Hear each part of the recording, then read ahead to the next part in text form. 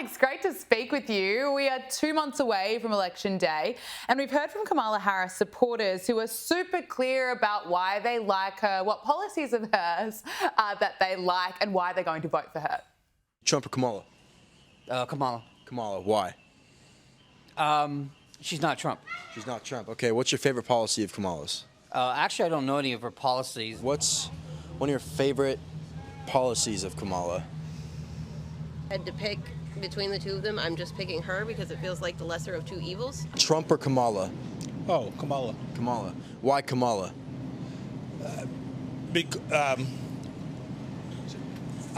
She is really a smart lady. I think she has all the tools she needs to be a president. Alex, they make a lot of sense, don't they?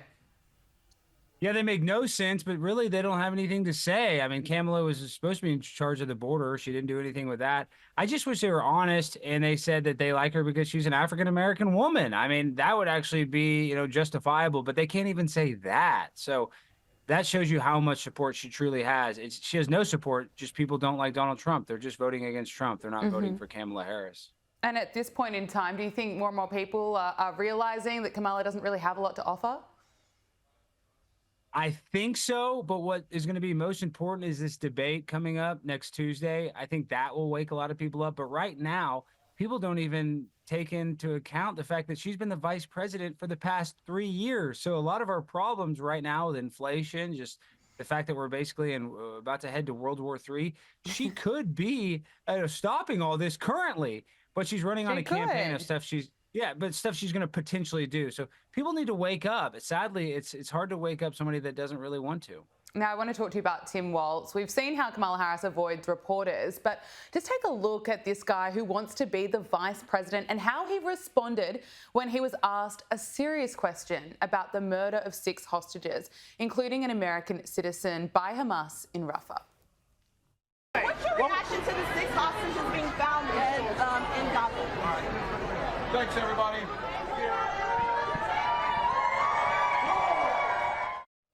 How can he be the vice president when he responds like that? Well, he's a coward, but he knows that his state of Minnesota is very pro-Palestinian, so he's going to just not say anything that could be even considered controversial. And sadly, I guess that's how you win in politics. I like a politician like Donald Trump that's not afraid to speak his mind, but once he gets asked, Tim Walz gets asked one hard question, thank you, see ya, goodbye. Politicians are supposed to answer hard questions, whether they like it or not, whether we like the answer or not. But Tim Walz is just going to lie about his service in the military. He's going to lie to people's faces about what he's going to do when he's vice president. And he's just going to ignore people that have serious issues like the 6 hostages that were murdered. And CNN said they died. It's really sad because not only is Tim Walz wrong, but the mainstream media that's covering it is also wrong and insensitive. We had that here in Australia as well. We had left-wing media outlets reporting that they died, not that they were in fact murdered, killed by Hamas terrorists. Now, as you mentioned, Tim Walz has lied. Megyn Kelly interviewed 4 veterans who served with Tim Walz, and they say he's a liar who abandoned his troops. Here's a grab. Why did you come forward? It is morally indefensible. He didn't care. It was all about him. He's a military impersonator. I don't understand how he could do it morally, or you got to absolutely no integrity. The rumor went across the state that he had quit, and it was like, who the hell does that? I mean, it was just unbelievable that a CSM abandoned his troops, 500 soldiers basically, but beyond that, there's 1,000 parents out there that expect that person to lead those people into combat. He's a habitual liar. He lies about everything. He lies about stuff that doesn't make sense. You're taking a piece of their thunder and you're trying to capture it and put it in a bottle for yourself and use that for your own benefit. He basically said, I've got better things to do. Go pick somebody else to go on a mission. Well, if you sold out your guard unit and abandoned them, I mean, what are you going to do at the national level? Fear is a reaction. Bravery is a decision. And Walz has made the wrong decision. He's not brave. I call him a coward because he is. The message is very clear. What's your reaction?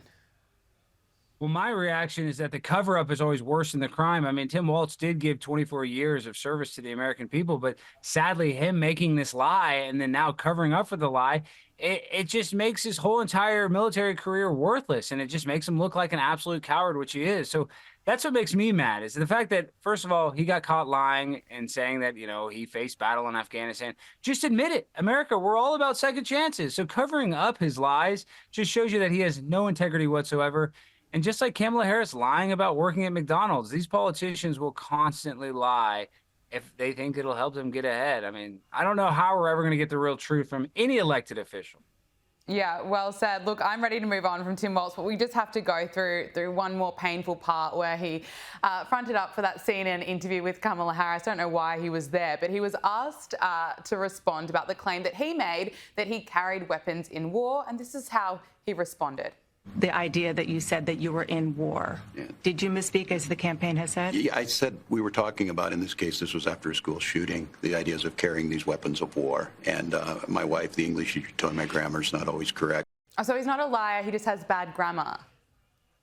Yeah, it's like when I said when my dog ate my homework when I was in elementary school. And the fact that he throws his wife under the bus, he must not love her. If I did that to my girlfriend, she'd kill me. So, I mean, that just shows you the type of guy he is. He'll do anything to get ahead, even throw his own wife and blame her basically for his bad grammar. It doesn't make sense. And it wasn't a grammar error because he got caught saying it multiple times. So, yeah, it was definitely not a grammar issue whatsoever. Well, speaking of great guys, we heard from George Clooney this week, who played a pretty crucial role, as you may remember, in getting Joe Biden out to get him to drop out of the race. But now he says that Joe Biden is just a selfless guy, and he even compared him to George Washington.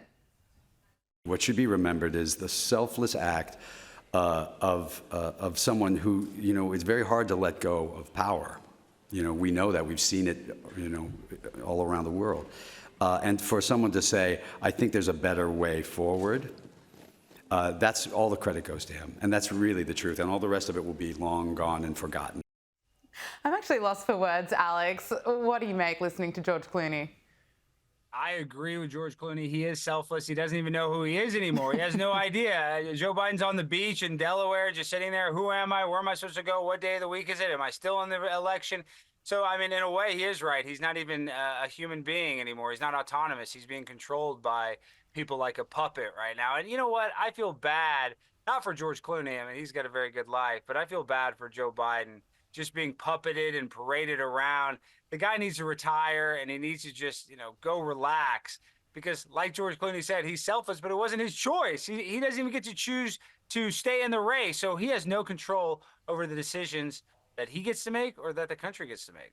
Well, Joe Biden is back from the beach, and he's back pretending that he's running the country. Here he is.